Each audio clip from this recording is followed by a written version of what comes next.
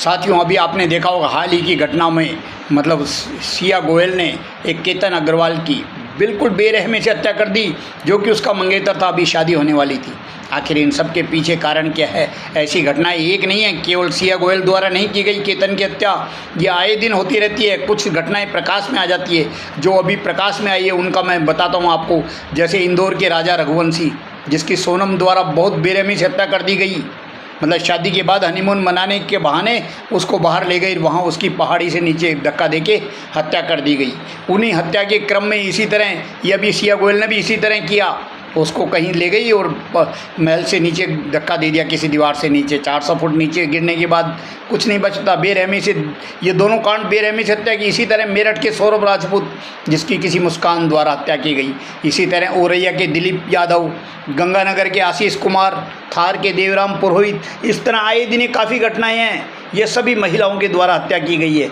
हत्या के पीछे कारण क्या था? उनके किसी और से रिलेशन थे, उनके किसी और से अवैध संबंध थे।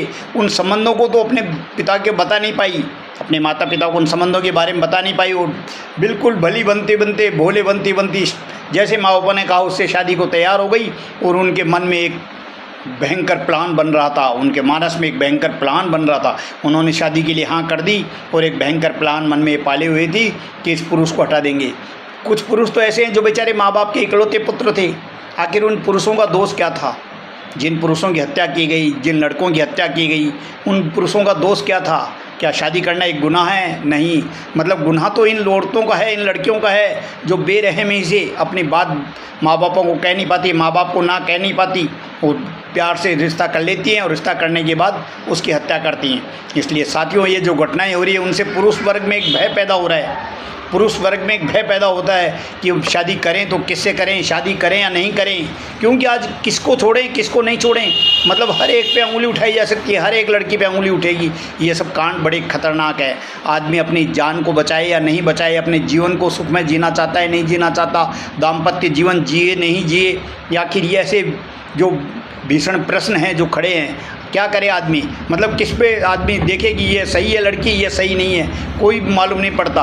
लेकिन साथियों, ये भारत की, मेरे भारत की कितनी बुरी स्थिति हो रही। जहाँ नारियों की पूजा होती थी, जहाँ नारियाँ अपने पति को परमेश्वर के रूप में मानती थी, वहाँ ऐसी लड़कियाँ मतलब हत्या करने से नहीं चूकती, इकलौते बेटों को मार देती है बेचारी। अरे उन पुरुषों पे तो थोड़ी सी दया करती, यदि रिश्ता नहीं करना था तो मना कर देती, उस पुरुष को कह देती कि मुझे आपसे रिश्ता नहीं करना, मतलब उससे प्रेम का नाटक करना और प्रेम का नाटक करके फिर उसको कहीं ले जाना, इस तरह एक षड्यंत्र पूर्वक हत्या करना, ये एक बड़ा डरावना सच है। ये भयंकर और डरावना सच है।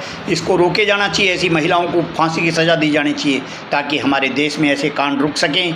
नई महिलाओं को, जो महिलाएं हो रही है इस चक्कर में पड़ी हुई है, उनको साफ कहना चाहिए अपने माँ बाप को कि हम ऐसा रिश्ता नहीं कर सकते। यदि आपके रिलेशन हैं तो साफ कहेंगे हम ऐसा रिश्ता नहीं कर सकते, ताकि किसी एक निरीह प्राणी की हत्या तो नहीं करनी पड़े आपको, ताकि निरीह प्राणी की हत्या नहीं करनी पड़े, एक माँ बाप को अपना बेटा तो नहीं खोना पड़े। इसलिए जो भी ऐसी औरतें हैं, मैं उनको एक ही सबक देना चाहूँगा, एक ही बात कहना चाहूँगा, यदि आपने प्यार किया है तो डरो मत। यदि प्यार किया है तो खुल के प्यार करो, कहीं डरने की ज़रूरत नहीं। क्यों किसी को धोखा दे के शादी करते हो और क्यों किसी की हत्या करनी पड़े, ऐसा काम करते हो? साफ कहें, यदि आपका किसी से रिलेशन है साफ कहें, और उसी के साथ रहना चाहिए जिसके साथ रहें, उसी के साथ रहना चाहिए। आप ज़बरदस्ती प्रेम किसी और से हो रहा है, प्यार किसी और से हो रहा है, संबंध किसी और से बनाते हो आप, मतलब शादी किसी और से करते हो और फिर बाद में आपको हत्या करनी पड़े, तो इस सब से करने के बजाय आप प्रेम से कहें, अपने माँ बाप को समझाएं कि हम यह शादी नहीं कर सकते, ताकि किसी दूसरे परिवार का एक चिराग बुझ नहीं सके, बुझने से उसको रोकें और आपको ऐसा कदम उठाने नहीं पड़े। इसलिए समाज से यही निवेदन है मेरा कि ऐसी लड़कियों का ध्यान दें, ऐसी लड़कियों का रिलेशन नहीं करें। नहीं करने से ज़्यादा बढ़िया है कि आप जो, यदि आपको मालूम है कि इसके रिलेशन है तो उसको रहने दें, उसी के साथ उसका संबंध करें, ज़्यादा बढ़िया है। क्योंकि किसी परिवार को नष्ट नहीं करें, किसी परिवार का नाश नहीं करें, क्योंकि आपके खुशियों के लिए, आपकी केवल दिखावटी खुशियों के लिए, माँ बाप केवल दिखावटी खुशियों के लिए किसी दूसरे परिवार को आग में झोंक देते हैं, किसी दूसरे परिवार को नाश करते हैं। इसलिए उन सबको रोकें और ऐसी महिलाएं, ऐसे पुरुषों से शादी नहीं करें जिनसे आपको नहीं करनी है। ना कहना सीखें, ना कहेंगे तो आप भी सुखी रहेंगे, वो अगला पुरुष भी किसी और से शादी कर लेगा। एक शादी का जो डरावना भय हो रहा है, एक डरावना सच जो सामने आ रहा है, पुरुष वर्ग डरने लगा है इन सब से।